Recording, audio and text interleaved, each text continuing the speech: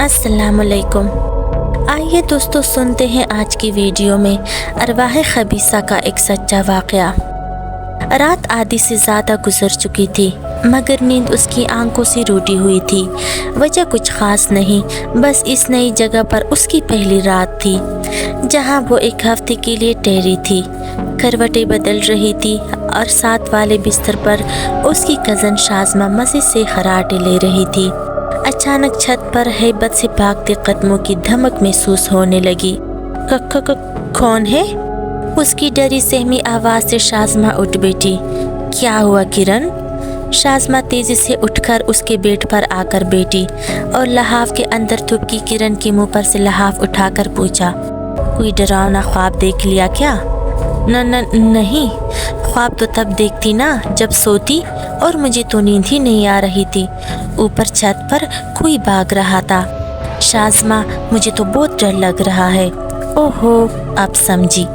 शाज़मा के चेहरे पर मुस्कुराहट फैल गई। तुम इतनी सी बात पर इतना डर गई? ये तो अक्सर होता है यहाँ। फिर पहले क्यों नहीं बताया तुमने? वो नाराज सी शाज़मा को घूरने लगी। क्योंकि मेरी प्यारी डरपोक बहन और डर जाती ना, इसलिए। अच्छा चलो जगा दो, मैं सोती हूँ तुम्हारे साथ। अगले दिन वो देर तक सोती रही। शाज़मा ने भी उसे उठाना मुनासिब ना समझा। एक तो सफ़र की थकान थी, दूसरी वो रात भर जागती रही थी। कुछ नई जगह का असर था और कुछ पुरस्कार कदमों का खौफ। सो उसे 12 बजे मुमानी की डांट पर उठना पड़ा। भूख लग रही होगी इसे, उठाओ बच्ची को, मेहमान है हमारी और सिर्फ एक हफ्ते के लिए तो आई है। उसामा की शादी की तारीख रख दी गई थी और शाज़मा के इसरार पर अम्मी ने किरण को कुछ दिन पहले ही भेज दिया था। मामू का घर कराची की एक कदीम बस्ती में था और अम्मी के नाना के ज़माने का बना हुआ पुरानी तर्ज का था। खिड़की के दरवाज़ों खिड़कियों वाला बड़ा सा घर जिसके ऊपर नीचे 6 कमरे थे, दालान और पिछली तरफ बना हुआ छोटा सा बाग। दिन भर हल्ला गुल्ला करते गुजर गया और वो रात की बात तकरीबन भूल गई। मगरिब के बाद रात के खाने का प्रोग्राम छत पर बनाया गया था। ईशा के बाद सब सोने के लिए अपने अपने कमरों का रुख करने लगे तो किरण को गुजरी रात याद आ गई। खौफ से उसकी नींद फिर से उड़न चू हो गई। रात के तकरीबन 12 बजे का वक्त था जब खिड़कियां ज़ोर ज़ोर से बजना शुरू हो गई और अब सिर्फ वही नहीं, शाज़मा भी डर गई थी। आवाज़ तेज़ तर होती जा रही थी। फिर मेज़ पर रखा पानी से भरा जग खुद ब खुद उलट गया। गिलास खुद ही ज़मीन पर गिर गया और लुढ़कता हुआ दरवाजे तक जा पहुंचा। स्टील का गिलास टम टम करता उछलता हुआ जा रहा था। अम्मी! यक लख्त उसके गले से चीख बरामद हुई और वो दोनों एक साथ बाहर भागी तो बाहर निकलती ही बदहवास बुआ से टकरा गई। बुआ के चेहरे का रंग भी उड़ा हुआ था और वो पसीने से शराबूर थी। क्या हुआ? क्यों चीख रही हो तुम लोग? मुमानी ने कमरे से बाहर आकर पूछा। अम्मी, वो कमरे में। फिर शाज़मा ने अपनी अम्मी को सारी बात बता दी। किरण और शाज़मा दोनों ने एक दूसरे की बात की तायद की। हाँ बेगम साहिबा, मैंने कमरे में एक बदशक्ल आदमी को भी देखा है। काला भंजन सा, लंबा सा, बड़े बड़े दांत। अच्छा बस करो। ये उल्टे सीधे बेतुके डरावने ड्रामे देख देख कर तुम लोगों के तो दिमाग खराब हो गए हैं, मुमानी ने डांटा। और ये आप भी ना बुआ, बस बच्चों वाली बातें कर रही हैं आप। अरे नहीं शमीम बेटा, मैंने खुद जागती आंखों से। अच्छा चले बुआ, चल कर सो जाएं, सब आयतुल कुर्सी का हिसार बांध कर। मुमानी ने बात ख़त्म की और अंदर चल दी। वो दोनों भी एक दूसरे का हाथ थामे सोने के लिए डरती डरती अंदर चली गई और उनके पीछे खौफज़दा बुआ भी। बेटा मुझे भी साथ सुला लो ना, मुझे अकेले डर लगेगा कमरे में। हाँ ये ठीक है बुआ। डूबते को तिनके का सहारा के मुताबिक वो तीनों इकट्ठी अंदर चली गईं। अब नींद किसको आना थी मगर रात तो गुजारना थी। अगली सुबह नाश्ते के बाद अपने कमरे से तैयार होकर उसामा ऑफिस जाने के लिए सीढ़ियाँ उतर रहा था कि किसी ने ज़ोर से उसको धक्का दिया और वो लड़खड़ाकर रेलिंग का सहारा लेने लगा। फिर भी उसका पाँव फिसल गया और मोचा गई। यूँ वो ऑफिस के बजाय बिस्तर पर आ गया। सारे घर में परेशानी गर्दिश कर रही थी। अब लड़कियों वाली बात में कुछ न कुछ हकीकत दिखाई दे रही थी। मामू भी परेशान थे। नानी अम्मा भी पढ़ पढ़ कर घर के चारों कोनों में फूंक रही थी। आहू। आधी रात को कराची जैसे शहर में भेड़िए की आवाज आना नाकाबिल यकीन सी बात थी, मगर आवाज आ रही थी। यकायक किसी बिल्ली के गुर्राने की आवाज से मोमाने की आंख खुली।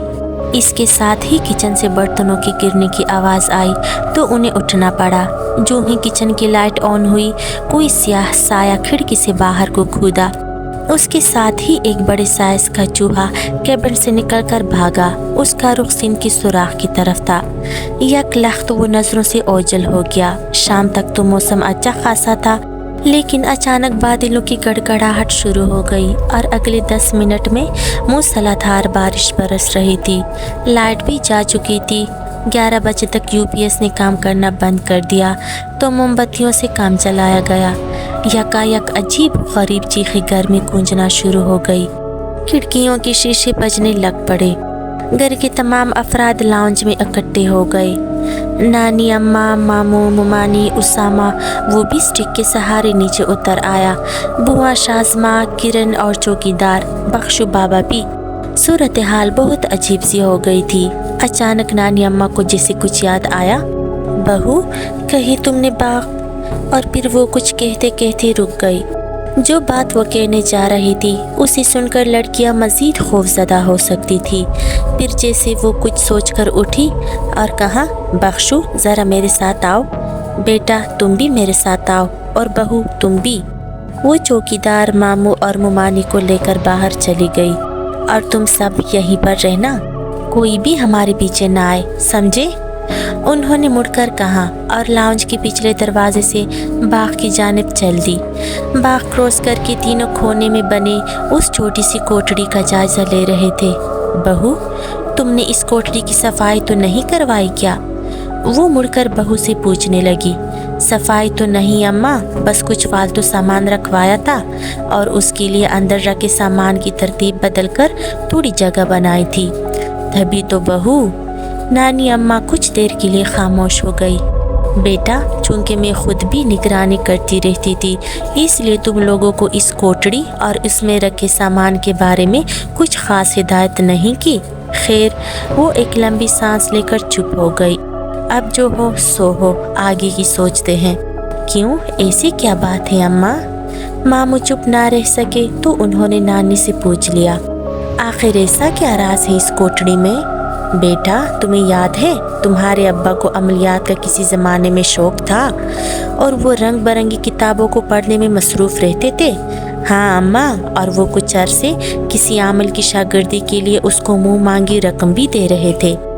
हाँ बेटा, बिल्कुल, नानी अम्मा ने जवाब दिया।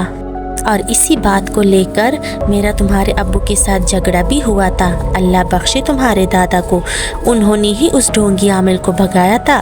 तो बस इसी कोठड़ी में वो अमलियात की किताबें, मुख्तलिफ चाप और मंत्रों में इस्तेमाल होने वाली नापाक हड्डियाँ और हराम जानवरों की जिस्म की मुख्तलिफ अज़ा वगैरह इसी कोठड़ी के एक कोने में दफन करके तुम्हारे दादा ने इस कोठड़ी को ताला लगाया था।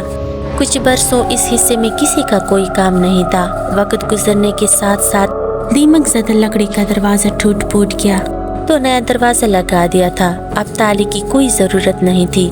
तुम्हारे अब्बा मरहूम को गुजरे तो ज़माना हो गया और अब चंद दिन से जब तुम लोगों ने इस कोठड़ी में सामान वगैरह रखवा कर कुछ सामान बाहर रखवाया, कुछ अंदर किया है, तो मुझे लगता है ये उन्हीं हराम जानवरों की अरवाह खबीसा है जिनकी हड्डियों पर जादू मंत्र किए जाते थे। या हो सकता है यहाँ बसने वाली कोई और मखलूक़ात भी हो।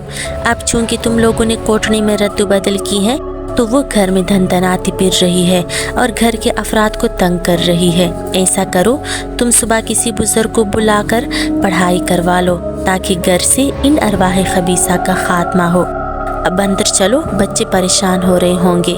जी अम्मा, मामू ने सादतमंदी से जवाब दिया। और देखो, बच्चों से इन बातों का जिक्र ना करना, समझे? ठीक है अम्मा। सुबह की अजानों में थोड़ा वक्त बाकी था, लिहाजा नमाज की तैयारी होने लगी।